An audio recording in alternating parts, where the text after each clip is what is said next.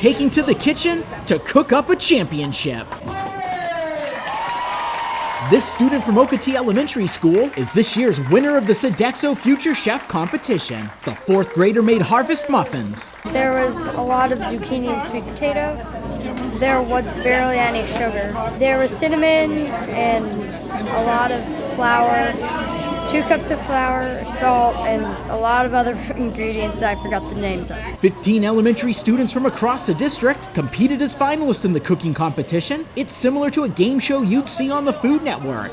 The future chefs had an hour to prepare their delicious dishes. This year's theme, reimagine your favorite school lunch meal. I'm making vegetarian nachos, and they're not your regular nachos. Right here, I have honey, taco seasoning, granola, walnuts, and apples.